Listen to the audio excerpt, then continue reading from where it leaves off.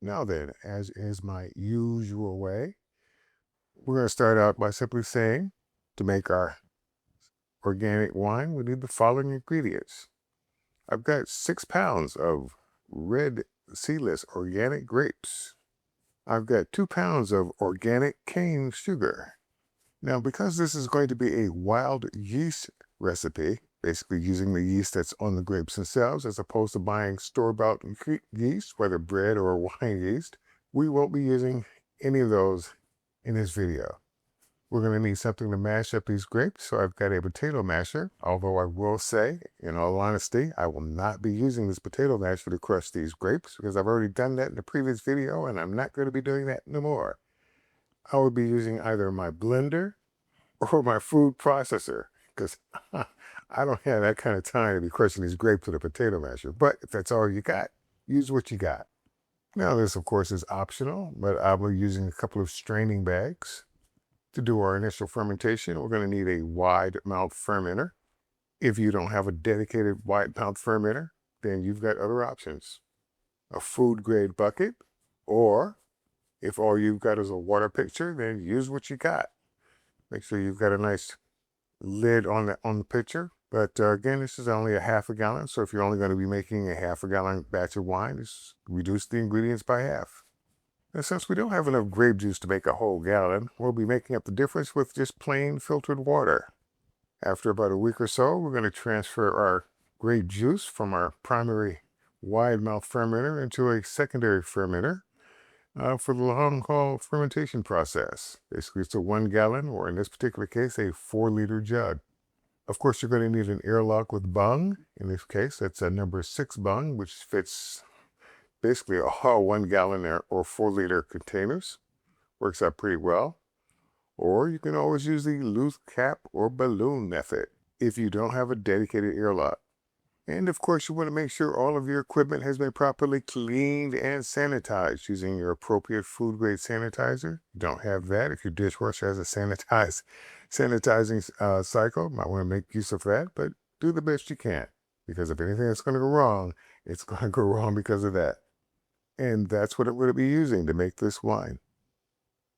Now, this may be an organic wine recipe, but let's just be honest. There are certain organics I would just as soon not have in my wine. So we're going to go ahead and give these grapes a quick rinse.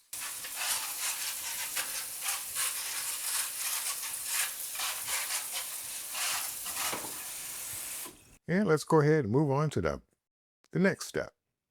Let's begin to de-stem these grapes and taking the opportunity to make sure that everything that's going in the food processor is something that you would want to eat.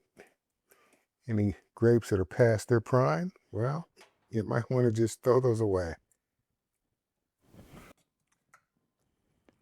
I think that's enough for the first batch.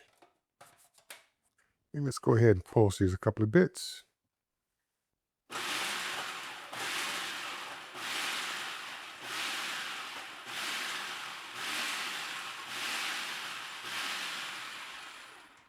I mean, there's no preset number of pulses. It's just till you feel like they're good and ready.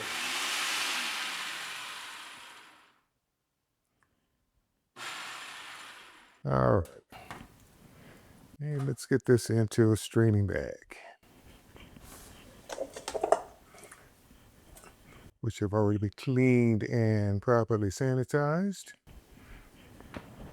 I don't need that extra water.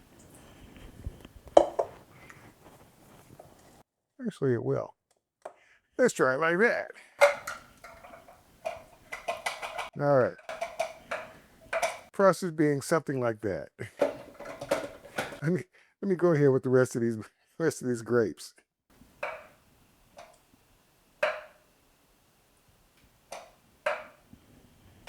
And like the first one, I'm gonna go ahead and tie off the second one. This out the way.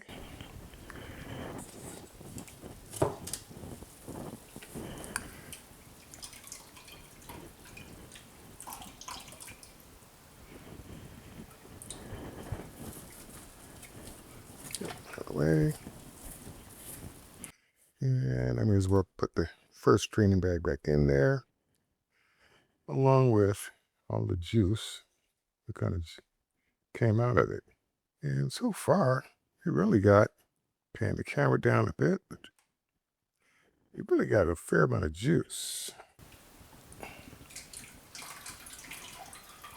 I'm not going to squeeze the baggage or anything, but basically, we got a fair amount of juice. Let's go ahead and put in our grapes.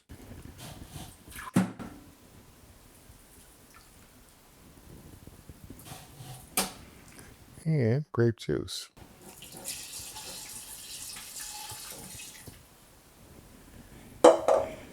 Now I'm going to be using 3 cups of our organic sugar, and I'll be putting those in that separate bowl. Now, in order to dissolve all this sugar, I'm going to take about 4 cups of water, and I'm going to heat that up until it's either near boiling. Boiling is okay, before adding it to the sugar to dissolve it. Now that I've heated up my water, it's not boiling. Could have, but I've also got to remember that we have to wait for this to cool down a bit after it's been thoroughly mixed in before we add it to our wine. A little bit, little whiffs of steam. You really can't see it on camera, but it's hot enough, hopefully, to do the job. Let's pour it in, and using whatever method you prefer, go ahead and dissolve all that sugar. All right, good enough. Let's see. Let's get something to cover this with. A bigger plate. All right, and we'll come back when this cools down a bit. All right, now that our sugar water has come down to near enough to room temperature, we're going to go ahead and add that to our grape juice to give it a little added sweetness, something more for the yeast to chomp on while it's producing the desired alcohol. Put the lid back on. All right, I've temporarily taken the straining bags out, squeezed out as much juice as possible from each bag, set it aside. Because what I want to do is I want to go ahead and add in enough clean filtered water to give me at least 1 gallon. I've got a mark inside, or level, to let me know when I'm close to the mark. Okay, it's just 1 gallon. There's still going to be a fair amount of juice left in these bags. A little extra is not going to hurt, especially since I'm trying to make 4 liters instead of 1 gallon. I need that little bit of extra. I can put the bags... No, I can't. I'm going to stir in that water before I put the bags in.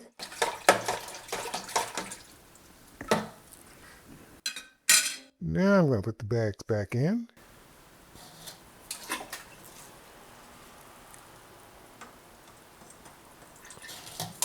Along with some more of the juice that just came out of the bags. All right, looking good. Put my lid back on. And now I am going to take a hydrometer reading so that I know how much alcohol is going to be produced by this particular batch of wine. If you don't have a hydrometer, don't worry about it. I'm going to let you know what the results are without one. Now, after taking that hydrometer reading, looks like our number came in at a respectable 1.102. Now, whatever fermenter you use, you're going to need to provide a way for all the CO2 that's going to be produced by the yeast as it's consuming the sugar, means for that to escape, which means you're going to need, again, some form of an airlock to allow that to happen. Now, whenever I use this particular fermenter, I always like to point out that this fermenter does have its own built-in airlock, which works reasonably well. And when I want to see what's going on, I can always plug in the included standard airlock, remove the red dot, put that in its place, and there you go. Now, just so we know what we're making several months down the road, let's go ahead and label our container so that I know that this is going to be an organic wine. I started it on this date, and my starting gravity was 1.102. Now we're going to let it sit somewhere for the next week, and then I'm going to transfer the partial wine, because it will have some alcoholic content by that time. We're going to remove the grape skins and pulp, squeeze out as much goodness as possible. And then we're going to transfer this, if you've got one, into a secondary fermenter, which was that 1 gallon or 4-liter jug you saw at the beginning of the video. And we're going to let that sit for the next several months. I usually let it sit for a year. We'll see how that goes. So until then, I'll see you in the next video.